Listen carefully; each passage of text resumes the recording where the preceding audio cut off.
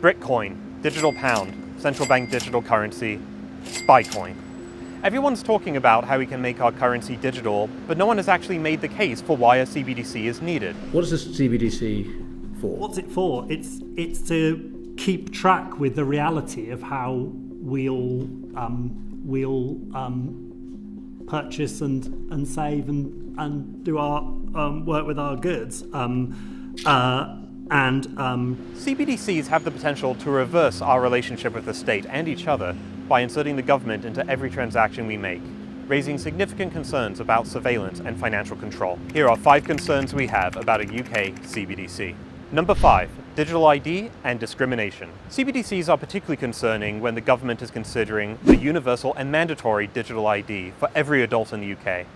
At a time when the government is seeking more ways to capture personal information about our lives, calls for a CBDC are especially concerning, especially for those who are digitally excluded. Number 4, programmable money. The potential to program the public's personal finances or welfare payments could lead to financial control, an invasion of privacy, potentially a breach of the right to protection of property, and depending on the limitation set, could pose a serious threat to a range of other fundamental rights, from freedom of expression to freedom of assembly, and protection from discrimination. Number 3, privacy intrusion. Generalized surveillance of CBDC transactions would be inevitable given the context of the current legal landscape, particularly counter-terror law, anti-money laundering law, and investigatory powers law. Every CBDC transaction could be recorded, and anyone with access to the core ledger, be it a public authority or a hacker, could potentially see these transactions. The government has committed to introducing legislation to guarantee user privacy. However, there's no detail on what these protections are, so we don't know how good they'll be. Number 2, security risks. A centralized CBDC system could create a huge platform for population data and as such become a critical piece of national infrastructure. This would provide hostile state and non-state actors with a large and tempting cybersecurity target. Combining digital identity and CBDC poses a serious risk of security breaches and identity theft, and a successful breach could put the entire public at risk. Number 1, exploitation.